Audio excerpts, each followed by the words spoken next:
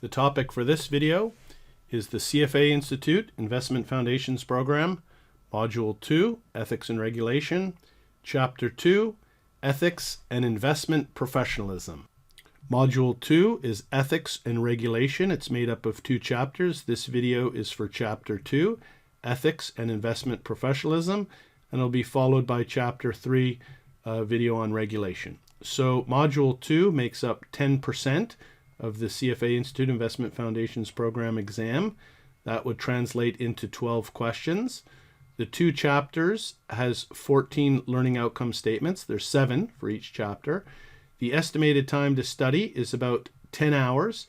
And I can tell you that most of your time studying will be spent doing these 91 practice questions. There's 49 practice questions for Chapter 2, and there's 42 practice questions for Chapter 3. So a lot of your time will be spent doing these practice problems. When you get a question wrong, going back and seeing what the mistake was, or you might have gone wrong by going back to the text. Some people often underestimate how tricky and difficult the ethics section can be. So I just want to point out to you, here's some data from the June 2017 CFA candidate survey, people coming out of the CFA exams from the June exam. And because the ethics curriculum is somewhat similar between the Investment Foundations program and the CFA program, I just wanted to show you that they were doing a survey of the top 3 most difficult topic areas. So if you look here at the ethics, ethical and professional standards for both level 1 and level 2, it was in the top 3 most difficult topic area. Now again, all the questions are in English, but there's a fair level of expertise that you need to master in this area, and there's a little bit of complexity. So again, it's an English test subject, ethics, but you're going to definitely need to spend a lot of time practicing. So again, if I just bring up my calculator really quickly, there's say 12 questions on the exam. The target is always trying to get 70% or above. So if we multiply that by 70%, you can see that's 8.4. If we round that up, that's 9 questions out of 12 to get over 70. It means you're only getting 3 mistakes. Okay, so definitely my advice is you're going to want to spend some serious time, that 10 hours, reading through the material and practicing a lot. It's those 91 questions that you really have to focus on between chapters 2 and chapter 3, making sure that you're completely on top of all of it to try to go for getting over 70 in the ethics section. So before we jump into the lesson, I just want to point out that I am a CFA Institute approved ethics trainer. And here's just a picture of myself doing an ethics presentation at the University of Sharjah in the United Arab Emirates back on the 5th of March 2018. It's a lot of fun. We've got an interactive software for polling, so the students can select an answer based on, there's a little bit of a vignette here. This, you can see it's called The Gift, and there's a bit of a scenario, and then there's 4 choices, and the students can vote. And one of the things that you can see, ethics is not always black and white. There's sometimes some gray areas. So, this is why the ethics questions are fairly difficult, and it opens up for a lot of discussion because people have different ideas. So ethics is it can be a fun area, and it's a little bit challenging, and definitely you're going to enjoy putting some time doing the practice questions and getting some of them wrong and having to think about why, according to the CFA Institute, the answer was what it is. I just want to give you some overview with regards to some of the additional CFA Institute ethics materials that are available. Okay, so of course we're doing Module 2, Chapter 2, Ethics and Investment Professionalism, and we've got the chapter for it, and then Chapter 3 will be on regulation.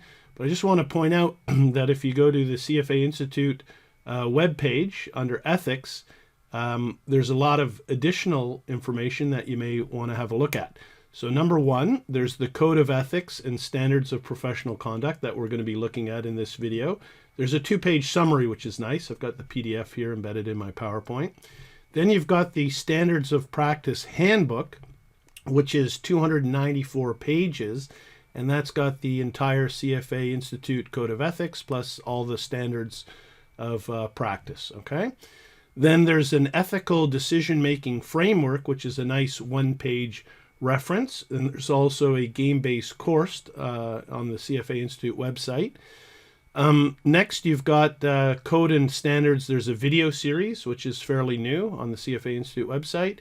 There's a code and standards case studies and then finally on the institutional side, there's a couple of items. You've got the Global Investment Performance Standards, GIPS, and the Asset Managers Code. Okay, so there's a lot of materials, but this is FYI, nice to know, not need to know. Our focus, of course, is on the chapters and the questions therein, but they do relate to the CFA Code of Ethics and Standard of Practice. This 2-pager is a nice one to reference. And if you're really interested, of course, and it's all free, these are all free downloads from the website, you could download the entire Standards of Practice Handbook and the Ethical Decision-Making Framework. Okay? So just very quickly, going to show you the CFA Institute website here. You can see ethics and standards. If you scroll down, as I mentioned, here's 4 areas: ethical decision making. If you click on that, that's got a lot of resources. Then you've got the code and standards. Then, as I mentioned, on the more on the institutional side, you've got the global investment performance standards and the asset managers code. So again, if I click here, for example, on the code and standards, you can see that it's going to bring up. You can read the code and standards. That's the 2-pagers. You've got the video series, and you can download the case studies. So there's a lot of information on the CFA Institute website regarding ethics. I just wanted to point out that starting in 2018, the CFA Institute started a very large global campaign called Let's Measure Up. It has its own dedicated website here called www.letsmeasureup.org. And you can see that they did a global survey. What is your level of trust in the financial services industry? You can see only 29% completely trust, 43% somewhat trust. But more importantly down here, you can see pretty much close to 30% are either neutral or somewhat distrust or completely distrust the financial services industry. So again, this is ethics is very important to the financial services industry, and it's taken very seriously by the CFA Institute. So that was a bit of a long introduction to ethics, but I just wanted to make sure that everyone really understands really how important it is. So the learning outcome statements for Chapter 2 is there's 7, and A is describe the need for ethics in the investment industry. B, identify obligations that individuals in the investment industry have to clients, prospective clients, employers, and coworkers. Learning outcome statement C, identify elements of the CFA Institute Code of Ethics. So that's the code. And then we move into learning outcome statement D, which is explaining the standards of practice. And that's why I wanted to give you some overview to show you where you can download, to complement the text, some additional resources if you so choose. So learning outcome statement D is explaining standards of practice, the professional principles that are based on the CFA Institute Code of Ethics. Learning outcome statement E, describe benefits of ethical conduct. Learning outcome statement F, describe consequences of conduct that is unethical or unprofessional. And then finally, learning outcome statement G, describe a framework, and this is the ethical decision-making framework, which I said there's a nice 1-pager. So here we've got a 1-pager that can complement the text.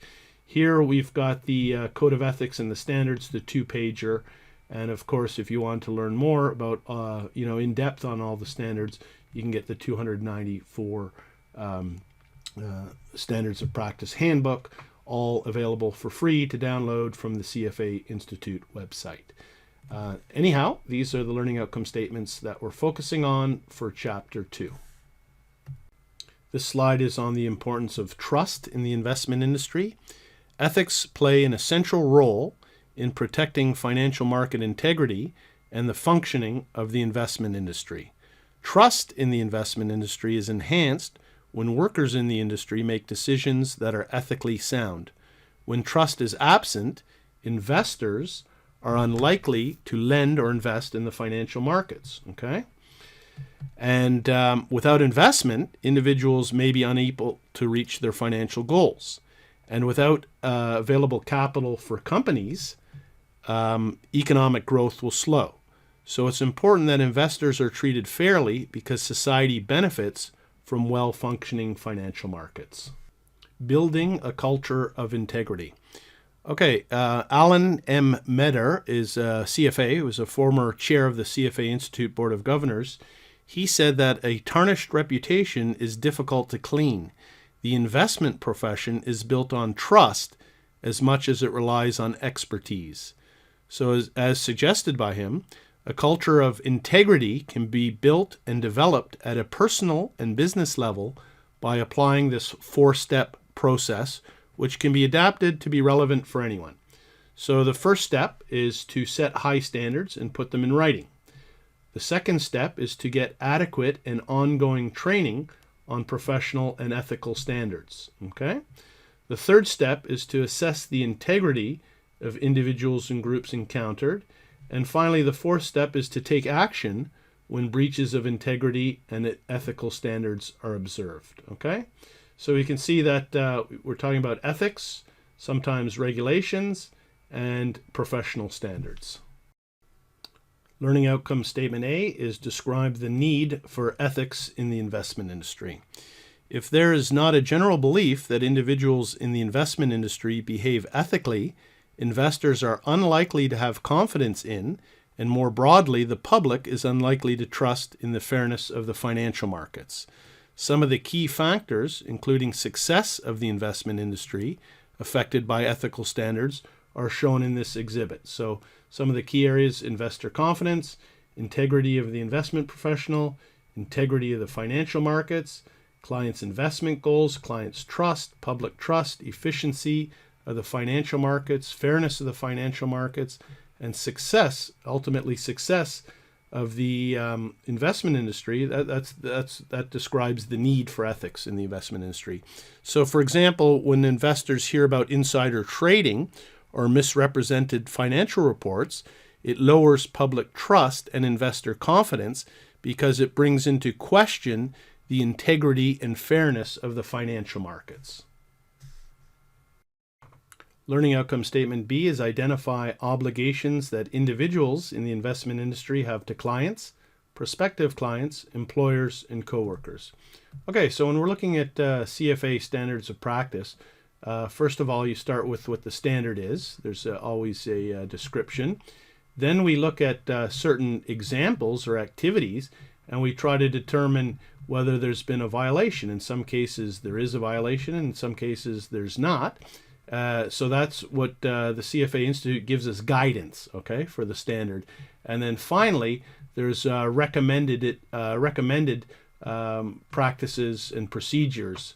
So, and that's basically the framework with regards to the standards of practice, okay? So here we're looking at different examples of conflicts of interest. We're looking at individuals in the investment industry, what their obligations are to clients, prospective clients, employers, and coworkers. And we're looking at some examples of conflicts of interest. So the first one is efforts to generate excessive commissions. Now you can see a lot of investment professionals are paid commissions. There's nothing wrong with that. But if you make efforts to generate excessive commissions, then you may be in violation of a standard, okay? Number two, another example of a conflict of interest is insider trading. That's attempts to benefit from material non-public information, okay? And material non-public information is information that would affect the price of this security. Another example of a conflict of interest is front running, and that is placing a personal order ahead of a client's order. So you've got some information, and you're going to place your personal order ahead of the client. You're going to benefit, it should be client first, okay? So continuing with Learning Outcome Statement B, obligations to clients, employers, and coworkers. You can see here, with regards to clients, you want to identify and manage conflicts of interest. You want to know the investment products, and you want to exercise independent judgment. With regards to obligations to your employer, you want to remain loyal, and you want to carry out responsibilities with professional competence and care. And with regards to duties to your coworkers and obligations, you want to support professional development and promote and follow ethical practices. The questions posed in this slide help identify key obligations and potential ethical dilemmas. This list is intended to identify major obligations of investment professionals, but it's not comprehensive. But anyhow, it's a pretty good list of 5 questions. So question number 1, what is my role in the company, and in what way do I contribute to its success? Number 2, to whom do I owe a duty or an obligation? Number 3, what potential individual and organizational conflicts of interest should I be aware of? Number 4, what measures do I need to take to ensure I have sufficient competence to fulfill my role? And finally, number 5, what supervision can I expect? Learning Outcome Statement C is identify elements of the CFA Institute Code of Ethics. So the CFA Institute has developed its Code of Ethics and Standards of Professional Conduct, the Code and Standards, on the premise that a fundamental set of ethical principles should govern and guide the professional conduct of those participating in the investment industry. So this Code of Ethics is relevant to both the Investment Foundations Program, the CFA program, etc. So here is the Code of Ethics. Number 1 is to act with integrity, competence, diligence, respect, and in an ethical manner with the public, clients, prospective clients, employers, employees, colleagues in the investment profession, and other participants in the global capital markets. The second code is to place the integrity of the investment profession and interest of clients above their own personal interests.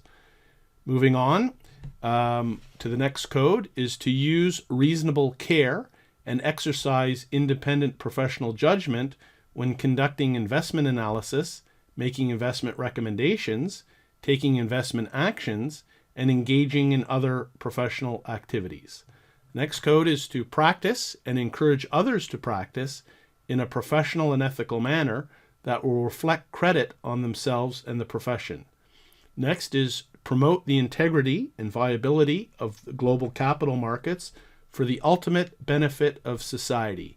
And finally, maintain and improve their professional competence and strive to maintain and improve the competence of other investment professionals. So that's the CFA Institute Code of Ethics.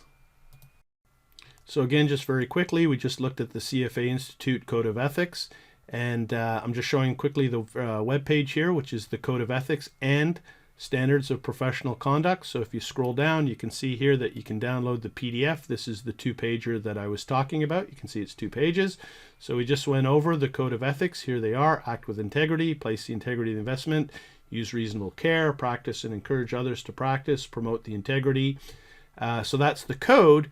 And then you've got the standards. There's 7 standards of practice and various substandards. For the CFA Institute Investment Foundations program, you need a general level of knowledge.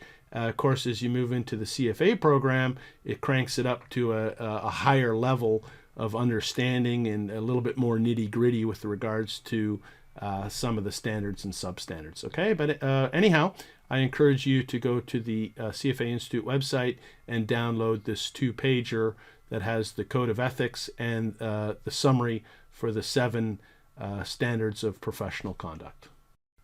Learning Outcome Statement D is explain standards of practice, professional principles that are based on the CFA Institute Code of Ethics. So these 2 slides are looking at the principles guiding the standards of professional conduct. And as I showed you, I recommend that you download the 2-page PDF that has the Code of Ethics and the standards of practice. But anyhow, the principles guiding the standards of professional conduct are: number 1, client interests are paramount. Number 2, exercise diligence, reasonable care, and prudent judgment. 3, act with independence and objectivity. 4, avoid or disclose conflicts of interest. Number 5 would be, just clicking onto the next slide, make full and fair disclosures. Number 6, engage in fair dealing. And finally, number 7, protect client confidential information, okay? Client and employer confidential information. Now again, that's just a very brief overview of the principles guiding the standards of professional conduct. I highly recommend that you roll up your sleeves, dig in, and take the time to read through the CFA Institute Code of Ethics and the 7 standards and substandards just to increase your knowledge in this area. Learning Outcome Statement E is describe the benefits of ethical conduct. Complying with ethical standards increases the stability of the financial system and thus of the entire economy. Importantly, ethical standards complement existing legal obligations, standards of professional conduct, and organizational policies and procedures to prevent behavior by investment professionals that can affect other industries and even the global economy.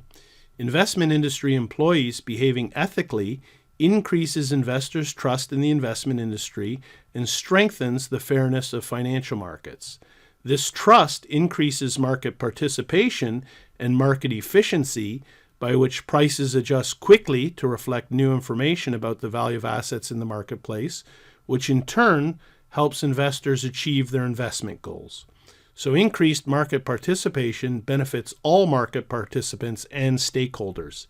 These benefits include increased liquidity. Investors are able to trade assets without affecting prices significantly.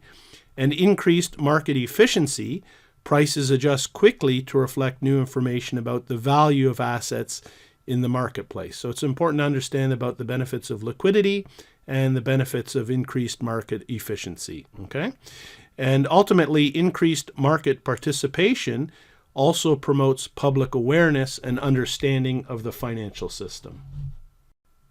Learning Outcome Statement F is describe consequences of conduct that is unethical or unprofessional. So the first thing that we're looking at here is with regards to the investment industry. And when people in the investment industry act unethically, it can lead to changes in the behavior of market participants. So one of the examples that they have in the text is the former U.S. businessman Bernie Madoff ignored his duty to put clients' interests first when he turned an allegedly legitimate wealth management business into a Ponzi scheme. Okay, investors were paid funds from other investors as investment returns.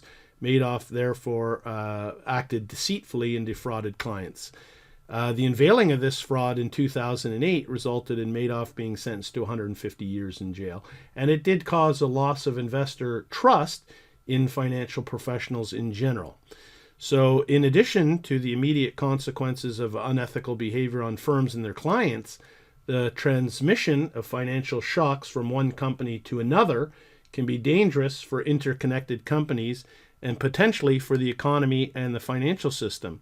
So an example of financial contagion is the bankruptcy of U.S.-based global financial services firm Lehman Brothers, along with other financial events back in 2008, the big crisis, which caused the liquidity crisis, shortage of available funds in the financial markets. So the ensuing global financial crisis almost resulted in the bankruptcy of large multinational insurance companies. American International Group, AIG, required a bailout to survive. And this crisis negatively affected many more financial institutions and reduced the output and growth of expectations of several economies around the world. Moving on now to consequences of conduct that is unethical or unprofessional with regards to clients. Unethical behavior resulting in inappropriate investment advice or services may expose clients to excessive risks, ownership of unsuitable assets, lack of diversification, inflated costs of investment management services, and unjustified transaction and management costs. So, for example, excessive trading of clients' assets to maximize trading commissions will result in a client incurring excessive transaction costs and may result in a client owning a portfolio of assets that is not consistent with the client's objectives and needs. Because of the central role of trust in a client relationship, the violation of legal and ethical standards generally decreases the client's trust in investment professionals and possibly in the investment industry as a whole. So finishing up this learning outcome statement, F, describing the consequences of conduct that is unethical or unprofessional. So I'll just be brief here. I'll let you go into the text and read the section with regards to employers and individuals, but some of the consequences to employers of conduct that is unethical or unprofessional would be a loss of reputation, or in fact some legal liabilities. And for individuals that act unethically or unprofessionally, there could be legal, professional, personal, and economic consequences. So we're down to the last learning outcome statement for Module 2, Chapter 2.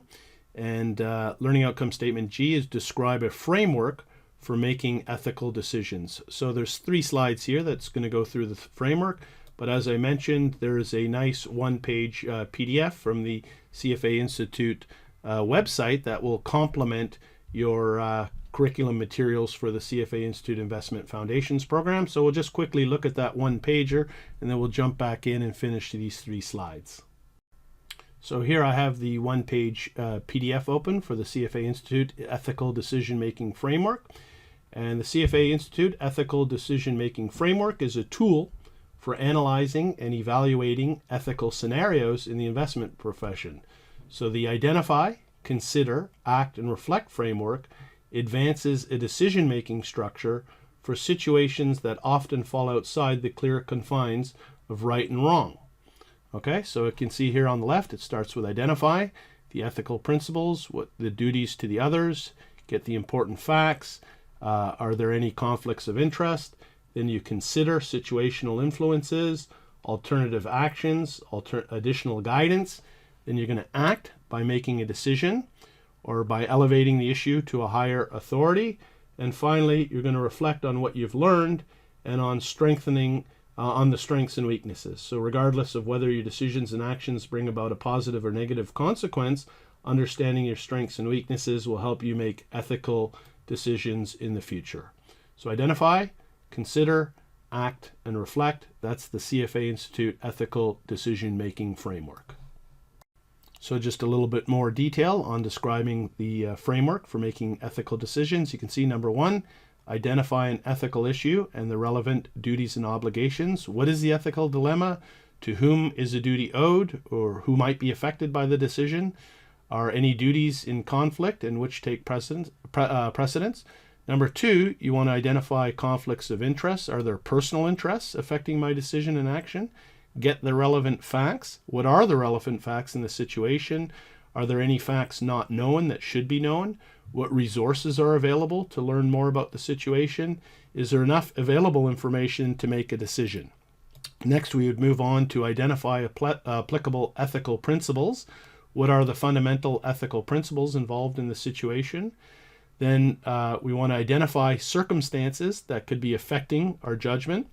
What factors are affecting our judgment? Outside factors such as authority figures, a vocal group, and incentives can affect judgment. Internal factors such as overconfidence and rationalization can also affect judgment. Then we move to identify and evaluate alternative actions. What are the options? Have creative options been identified? What criteria affect choosing amongst options? How should conflicts of interest be managed?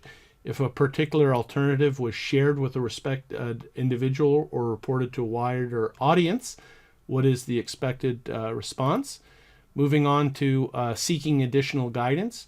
Would discussing the issues with a supervisor, colleagues, or legal compliance personnel be appropriate or helpful? And then finally, as we said, it's act and review the outcome. How did the situation turn out, and what has been learned from this specific situation?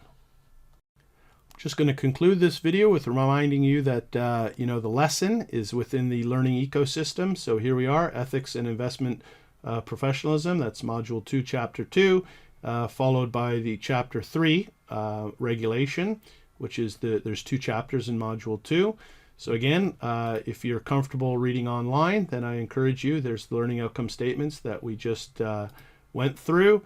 And then after you've done your review of the chapter, the most important thing to do is to practice. And you can see here, Module 2, Ethics and Regulation, Chapter 2, Ethics and Investment Professionalism, there's 49 practice questions, and Regulation, there's 42. Chapter 3, you're going to spend a lot of your time doing these practice problems. So if I jump in here, I'm going to practice the category. Maintaining high ethical standards in the investment industry will most likely A, increase the fairness of financial markets, decrease the stability, I don't think so, decrease the complexity, maybe not. I think I'm going to go with A. I'm going to confirm that. Yes, I got it right, but you can see that's a very easy question. If I move on to the next question, you can see this one is difficult, and this is what I said. You want to practice the questions. Sometimes they're very difficult. It says, which of the following most likely represents potential violation of ethical principles due to a conflict of interest? A, an analyst writes a research report about a company for which he owns a significant number of shares. B, a financial salesperson who sells specific investment products recommends an investment product to a client and is paid a commission on the sale. Or C, an employee sells her own shares of a company after placing a client's order to sell shares of the same company. So you need to be very careful when you're reading these. If we look at B, selling a specific investment and getting a commission, it doesn't say excessive commission. If it said excessive commission, that would be a violation. And C, it says selling your own shares after placing a client's order. That's not the front running. So I'm going to choose A, and I'm going to confirm that. And yes, indeed, I got it right. But you can see these questions are not so easy unless you've really spent quite a bit of time going through the chapter, getting familiar with it. And that's why I said you may want to complement the CFA Institute Investment Foundations program curriculum, the chapter, with some of those additional resources that you can get for free from the website. I highly encourage you to do it. You can see 49 questions. The third one here, in fulfilling obligations to their employer, employees should be A, careful in carrying out their responsibilities, B, accept and diligently complete any assigned task, or C, balance their personal interests with their employer interests. And you can see this is the issue with regards to ethics. All three of these sound perfectly reasonable, but according to the CFA Institute, one answer is most likely or more correct than the others, and that's the subtleties that you get into with the ethics, and that's why you need to spend a lot of time practicing. Here, I'm not exactly sure. Accept and diligently. Yeah, I mean that's my obligation. Balance my sounds right, but maybe not more right. Be careful in carrying out the responsibilities. That sounds reasonable, and yeah, that was the correct answer. Okay, so that's now that you've gone through the materials, read through carefully, do the practice problems. When you get something right, go back in and review the solution, okay? And that is the conclusion for this video, which was Module 2, Ethics and Regulation of the CFA Institute Investment Foundations program, and the focus was on Chapter 2, Ethics and Investment Professionalism. Thank you.